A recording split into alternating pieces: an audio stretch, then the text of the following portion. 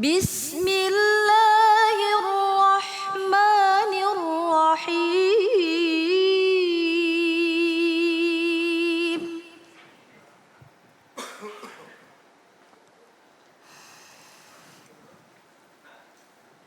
Mathalul ladzina yunfiquna amwalahum fi sabilillah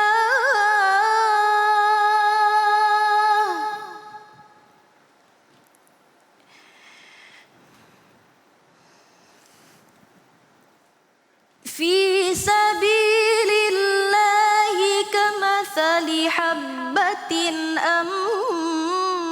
ambatat sab'a sanabila fi kulli sumbulatin mi'atu habbah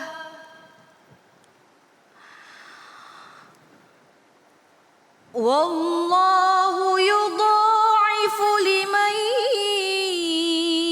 yasha.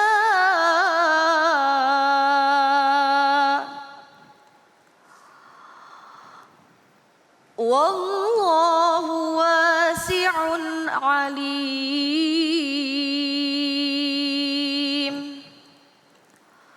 Sadaqallahul azim.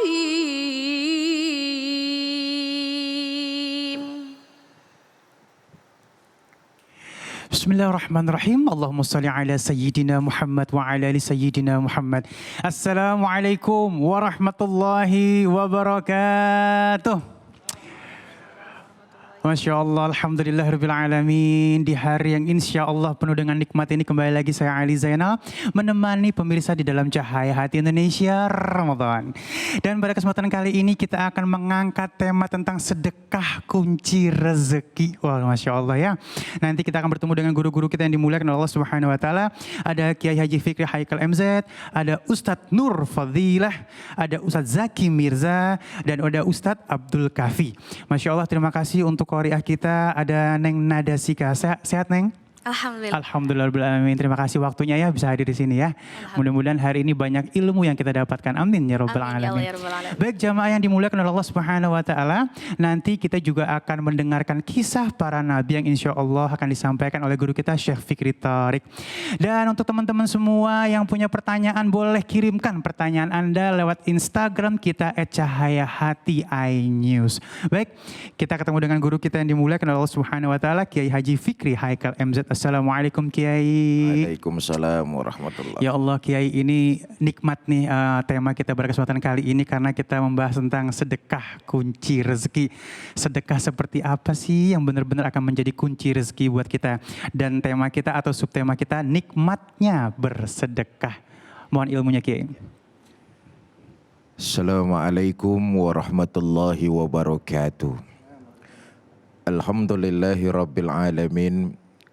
Wassalatu wassalamu ala asrafil anbiya'i wal mursalin Sayyidina wa maulana Muhammadin wa ala alihi wa sahbihi ajma'in, amma ba'du.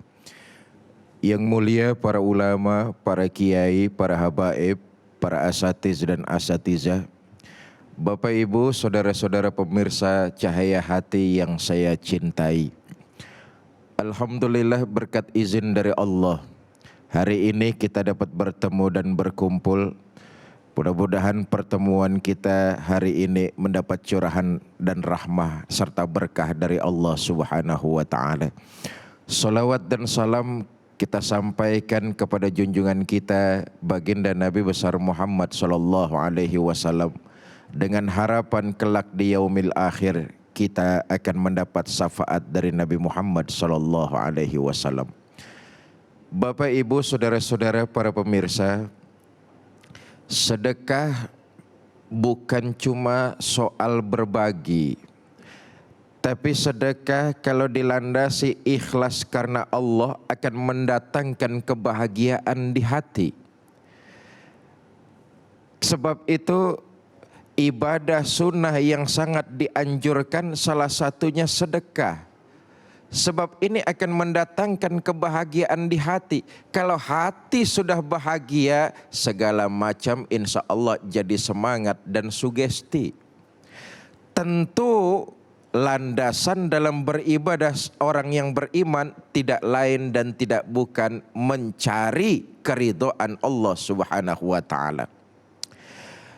Saudara, apalagi di momen Ramadan seperti ini, kata Nabi, siapa orang yang memberikan sedekah kepada orang yang berbuka puasa walaupun cuma sebiji korma, maka pahala yang disediakan baginya sebesar gunung. Allahu Akbar. Karena itu walaupun ibadah ini sunnah, tapi sangat dianjurkan sedekah karena fadilahnya, mengejar keutamaannya sungguh sangat luar biasa. Masalahnya adalah sedekah, ibadah sedekah sebagaimana ibadah-ibadah lainnya. Dalam pelaksanaan tentu punya tata cara dan adab-adabnya. Salat itu ibadah, punya tata cara dan adabnya. Ketika takbir Allahu Akbar, maka pandangan kita harus tertuju ke tempat sujud. Artinya apa ini? Artinya mengingatkan kita, mengingatkan orang yang sholat akan tempat sujud. Ini ngajarin orang yang sholat itu sifat rendah hati. Kalau sudah takbir, pandangan harus tertuju kepada tempat sujud. Adab itu. Puasa juga ada adabnya. Apa adabnya? Jaga penglihatan dari hal-hal haram yang bisa mengurangi apalagi membatalkan pahala puasa. Sebab ada yang batal puasanya, ada yang batal pahala puasanya. Karena itu adab berpuasa, dijaga pandangannya dari hal-hal yang bisa membatalkan pahala puasa. Ngelihat yang haram-haram, ada puasa nih, melihat yang haram-haram, istighfar, palingkan pandangan. Siang-siang ngelihat yang haram, astagfirullah, palingkan wajah. Nih kadang-kadang ngelihat yang haram, istighfar si istighfar, tapi mata melotot aja ke situ. Ini nggak menjaga adab, dikhawatirkan menghilangkan pahala ibadah puasa. Begitupun dengan sedekah, ada adabnya.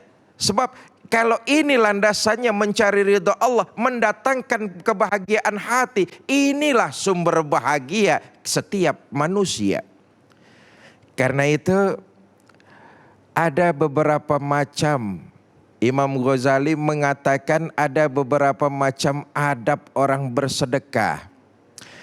Pertama,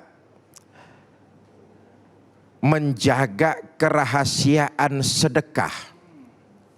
Jangan sampai apa yang sudah kita berikan kepada seseorang lalu di belakangnya kita umbar kemana-mana. Ini bisa jadi mengurangi, mungkin malah menghapuskan seluruh pahala yang sudah kita lakukan lewat sedekah. Karena itu jaga kerahasiaannya. Walaupun kita memberi, tapi kita rahasiakan kepada orang lain. Jangan kita umbar kemana-mana. Ada kawan datang, bawa keperluan, minta bantuan, diberi. Tapi juga tidak cuma sekedar diberi, di belakangnya kita umbar kemana-mana kerahasiaan tersebut. Ini namanya tidak menjaga adab sedekah. Karena itu jaga kerahasiaannya. Yang kedua, berilah sebelum diminta. Ini bagian dari adab sedekah nih. Memberi sebelum diminta. Kan jarang orang kayak begini, saudara. Baru kita nongol, belum ngomong apa-apa sudah diberi. Kadang-kadang kita minta saja mulut sampai berbusa nggak keluar-keluar.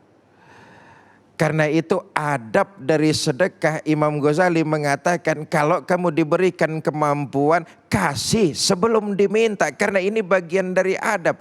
Lagi-lagi sumber kebahagiaan di hati. Hati akan bahagia pertama karena mengikuti perintah dari Allah. Yang kedua, hati akan bahagia nurani manusia, naluri manusia bila membantu sesama manusia juga.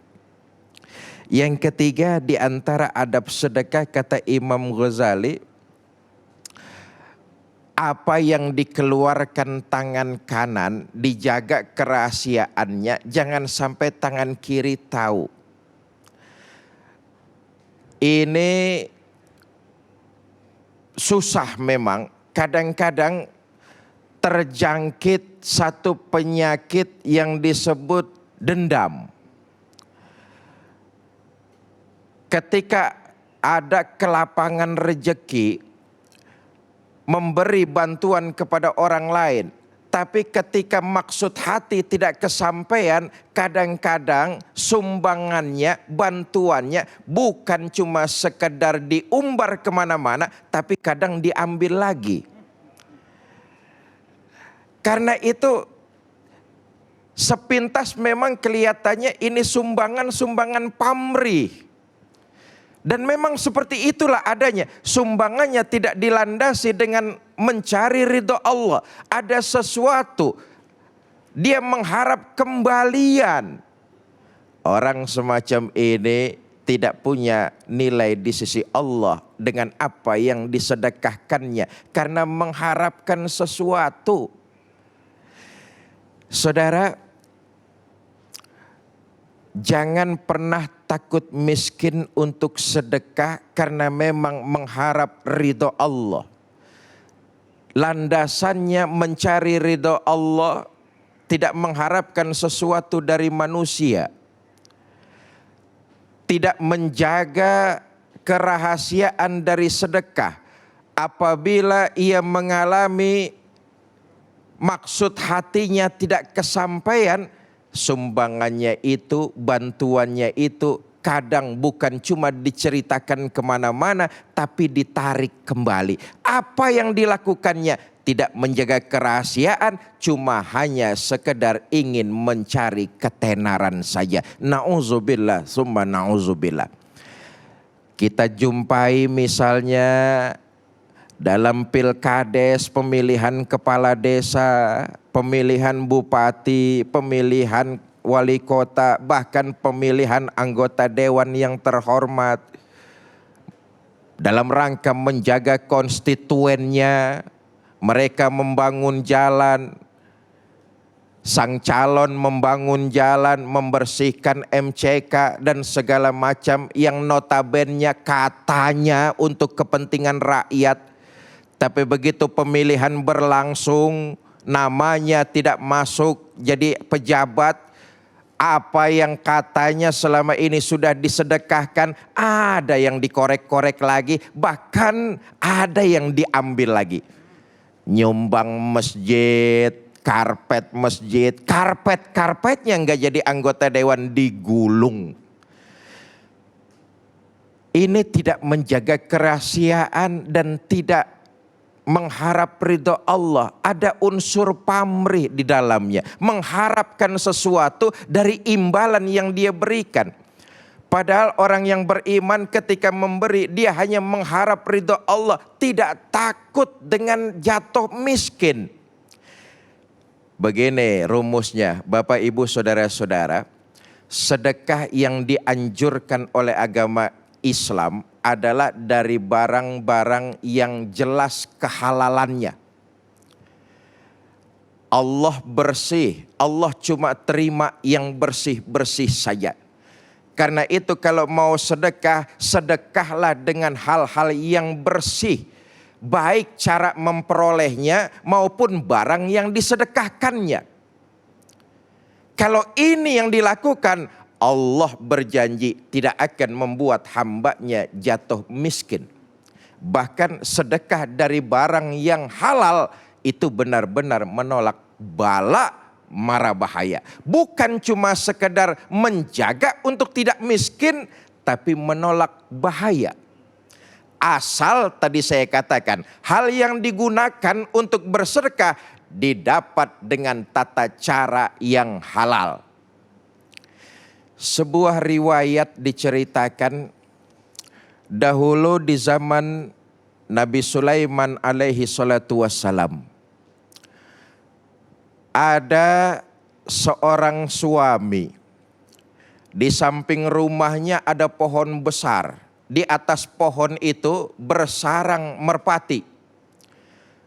Banyak anak-anak merpati di sarang tersebut.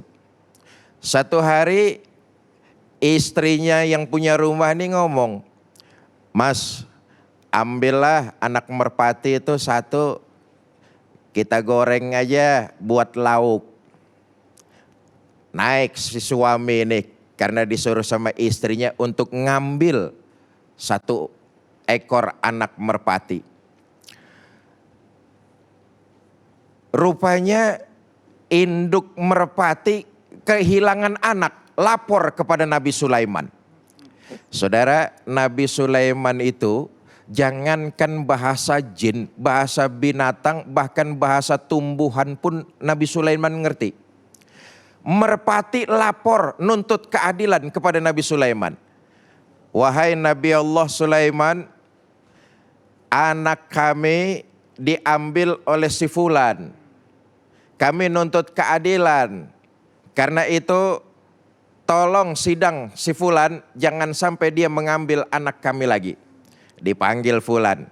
Kata Nabi Sulaiman, "Fulan, kamu benar ngambil anak burung merpati tersebut?" "Benar." "Kamu jangan ulangi perbuatan kamu dan tobatlah kepada Allah." Disuruh tobat dan jangan mengulangi perbuatannya lagi. Pulang laki-laki ini nih. Besok istrinya nyuruh, "Mas, ambil lagi mas." Suaminya bilang, "Saya sudah janji sama Nabi Sulaiman nggak mau ngambil lagi." Tapi karena istrinya memaksa, diambil lagi lah burung tersebut, anak burung itu. Si induk lapor lagi sama Nabi Sulaiman. Nabi Sulaiman geram. Apa kata Nabi Sulaiman? "Sudah, kalau gitu panggil jin dari timur dan barat. Mereka hadapkan ke sini untuk jaga pohon besar tersebut supaya orang ini tidak lagi ngambil burung merpati." Dijaga pohon ini oleh jin dari timur dan barat. Satu hari laki-laki ini naik mau ngambil burung lagi nih. Tapi dia lihat di bawah di rumahnya ada pengemis, minta-minta. Laki-laki ini cepat turun lalu diberikan gandum. Nggak lama naik lagi, ngambil burung.